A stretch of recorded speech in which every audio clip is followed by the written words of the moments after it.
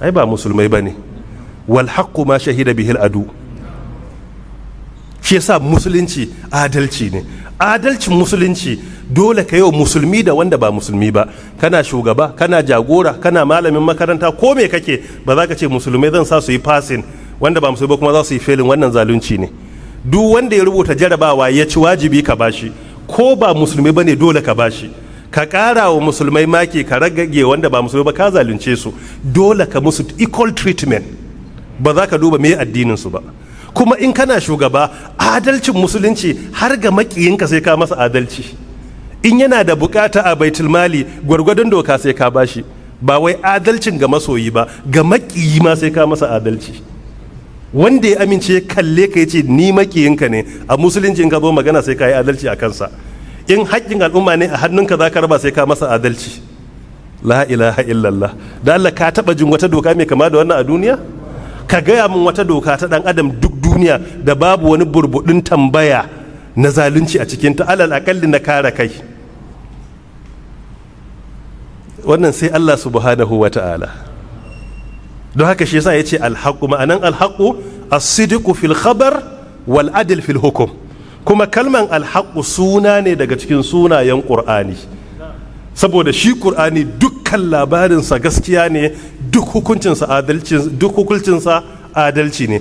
Arama za ka yi bamu misalin aya ɗaya da Allah ya kira ƙur'ani da alhaƙu? قل يا أيها الناس قد جاءكم الحق من ربكم فمن اهتدى فإنما يهتدي لنفسه ومن ضل فإنما يضل عليها وما أنا عليكم بوكيل. Wannan aya za ta zama cikin suratu Yunus ko? Aya ta 108. Allah ta'ala ya ce ya ayyuhan nasu, ya ku mutane, qad ja'akumul haqqu min rabbikum. Hakika gaskiya da adalci a cikin hukunci da gaskiyar labari tabbatattu sun zo muku, shine Qur'ani. Dukkan labarinsa gaskiya ne, kuma duk hukuncinsa adalci ne, babu zalunci a cikinsa. Don haka alhaqqu min rabbika fala takum min almumtarina, karka zama daga cikin almumtarina, su ne masu tsananin shakku. Idan kana shakku a musulunci, ba za ka ɗanɗani ɗanɗanin musulunci mai daɗi ba. Shi addinin musulunci addinin wanda suka shiga cikinsa da yaƙini ne, masu yaƙini wanda ba su da kokonto. In mazan Allah ya ce duk wanda ya je can ya rasu mako masu aljanna, sai ka ga sahabi ya ɓara dibino, sai yadda dibino sai ya wuce ya tafi kawai. Saboda me? Saboda yaƙini. Ya Rasulallah, ma za ta ƙulu in zahabtu wa ƙataltu hatta qutiltu, yace an tafi aljanna, kawai sai watsar da dibinan, sai gashi ya je ya rasu. Kuma annabi zo yace na gan shi aljanna. In babu yaqini ina za a yi haka? Shi musulunci ba za ka ji daɗin sa ba sai kana da yaqini. Duk abin da Allah ya faɗa gaskiya ne, kuma wallahi duk hukuncin sa adalci ne. In baka ɗanɗani wannan ba, to an tafi an barka a musulunci, ba za ka samu madarasa da ake bukata ba. Yau kwanto yawo musulmai yawa a cikin addinin, wani bai damu da addinin ba, wani bai damu ya yi addinin hidima ba, wani bai damu ya yi kaza da kaza ba. Mun yi wa musulunci rikon sakainar kashi. Shine na ƙarshe, an mai da musulunci kamar mobile phone, yana da bukata gare shi sai ya sa a masa saukan Qur'ani, Allah ya sa ya nasara a zabe. In an gama wannan alakarsa da Qur'ani ta kare. To addini ba dan haka aka saukar da Qur'ani ba. Qur'ani ya sauka ne a ce mu yi mu bari. In muka yi wannan da ikon Allah, shine za mu yi nasara, ko ma bayan wannan ba za mu yi nasara ba.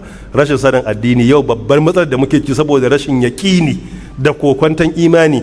Musuluncin ma da musulman ake yaƙarsa. Yau idan kai riko da addini, ko kai ba kowa bane, in za a cutar da kai zai ga da hannun yan uwanka musulmai a ciki. Me dalili? Saboda kai ne matsala gare su, wai kai riko da addini. Yau mun shiga cikin zamanin da su musulmai kansu a cikinmu akwai wanda ba so su ga musulmi mai riko da addini. In ka rike a wurinsa matsala ne, kuma shi ma musulmi ne wai. Ba yi da any harka ta addini.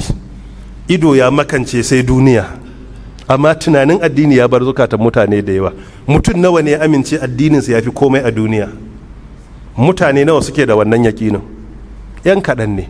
Allah ta'ala ka mana baiwa da yaƙini a cikin addini. Allah ta'ala ka samu wanye lafiya. Na'am. فمن حاجك فيه من بعد ما جاءك من العلم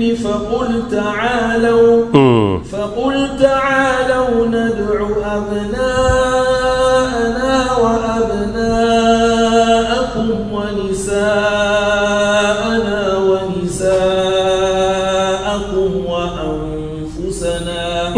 وأنفسنا وأنفسكم ثم نبتهل فنجعل لعنة الله على الكاذبين. wannan shi ake cewa mubahala, a tsine wa makaryaci a aqidarsa ko addininsa.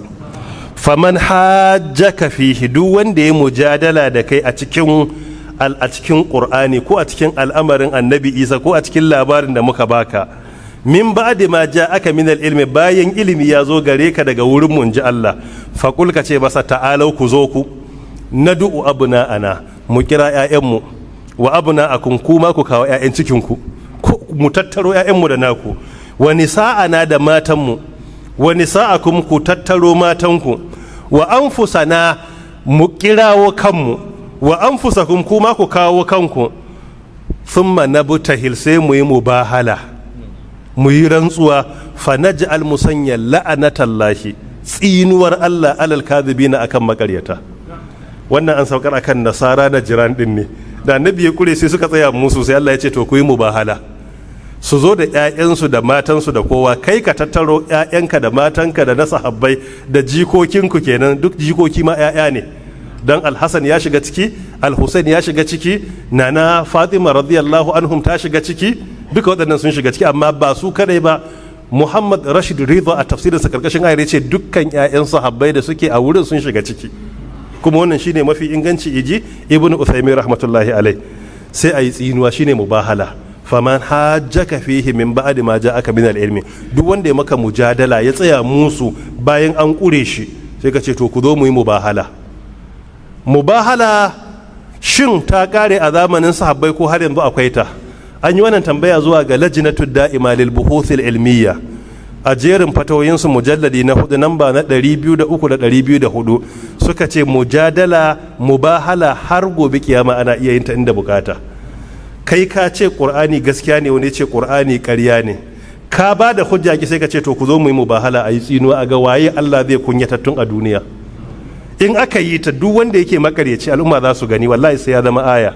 A tarihin duniya an yi mubahala da yawa akan gaskiyar qur'ani da annabcin annabi Muhammad. Duk waɗanda suka yi na ƙaryata qur'ani babu guda ɗaya da ya kai labari a tarihin duniya, babu shi, babu mutum ɗaya. shi yanzu aka daina yin ta, ba wanda ya kai labari. An yi a tarihi, duk wanda ya bai kai labari ba, wanda ya ce annabi Muhammad ba gaskiya bane to ya zo yi mubahala ya gani. Malaman suka ce akwai sharuɗan yinta. Na farko, ba a mubahala sai don Allah, ya zama manufar yi kawai za a yi ne don a gamsar da Allah akan abin da ya wajabta a yi, don haka a ciki sai an samu ikhlasi yi don Allah. Na biyu, ya zama al'amari ne muhimmi, kamar matsala ta tauhidi ko aqida, kamar akan gaskiyan annabi Muhammadu ko gaskiyan musulunci ko gaskiyan Qur'ani ko wani abin da ya kama da haka. Na uku, ba a yin sa cikin matsalar da take khilafiya tsakanin malamai, kamar juz'iyyat ko wani matsalan alwala da aka yi sabani, ko wani matsala a cikin sallah da wani ya ce mustahabbi ne, wani ya ce ba sai an yi ba. Waɗannan masail duk da muhimmai ne a musulunci, amma ba a mubahala a cikinsu. Sannan na biyar daga cikin sharuɗan yin mubahala shine zama mutumin da zai mubahala zama iya da yaƙini, fala takun minal mumtarina. Ba a son mara yaƙini yayi, sai wanda yake da yaƙini 100%. Kar ka je kana yi kuma karka kokon nan kai, karfa abin fa akwai matsala a ciki. A'a, mai yaƙini ne zai yi. Shi yasa nace muku ba a addini sai da yaƙini, kuma ba a yaƙini sai da karatu. Muna so mu zama da ka zama mahaddacin Qur'ani, to ka zama injiniya ko likita. In mun samu wani likita ko wani injiniya ko wani wanda ya san history, to ya zama ya san addini. Idan ka san karatun zamani ba ka san addini ba kuma, to sai ka zama matsala wa musulunci. Shine mafiya yawa in dan boko yayi boko bai samu tarbiyyar addini ko karatu ba, matsala yake zama wa musulunci. Dole dan boko sai ya karanta addini, yadda ya haƙura koya masa ABCD har ya je PhD, ya kaskantar da kansa da girman kai ya zauna da koya masa alu an baki wauzal ko alifun ba'un ta'un, daga nan zuwa shekara 10 za ka ga yana iya karanta Qur'ani yana haddace bangarensa. To da haka ake yi. In dai a harkar duniya za mu sadaukar da kanmu mu tafi Malaysia, mu tafi Ingila ko Amerika karatun zamani, to ashe ya dace mu yi wa Qur'ani wannan gatan. Alal akalli in ba mu yi sama da haka ba. Shi yasa ba a samun yaƙini sai da karatu. Waɗannan su ne irin sharuɗa da ake yin suka tabbata. Ko a yau ana iya yin mubahala, shine nad'u abuna ana kiran 'ya'ya waɗanda suke kare gaskiya su zo da 'ya'yansu, wanda suke inkarin gaskiya su zo da 'ya'yansu, wani sa'a na masu kare gaskiya su zo da matansu, masu inkari su zo da matansu, wa anfusana kowa su zo da kawudansu, sai a haɗu ga jagororin ga matansu ga 'ya'yansu, sai a yi addu'a la'anatullahi alal kadhibina, Allah ya tsine wa mai karya, sai a faɗa ma ba a kiran suna. Shi yasa a ka'ida na da'awa ba a so kai haka. Qur'ani a cikinsa ya kira sunayen waɗanda ba musulmai ba idan yana magana, ga irin su Fir'auna a cikinsa misali, ga shaidan an kira sunansa, ga irin, amma duk Qur'ani babu inda Allah ya kira sunan musulmi ya aibata. Shi yasa a ka'ida ana ɓoye suna. Mafhum? Tayyib. Amma ya kira sunayen waɗanda ba musulmai ba, amma bai kira na me ba? Na musulmi ya aibata ba. Duka Qur'ani babu sunan da ya kira na wani mutum ya ce ya yi laifin kaza. Yasa ko a babin sarraha suna akwai bayani na malamai, ba lokacin yinsa bane yanzu.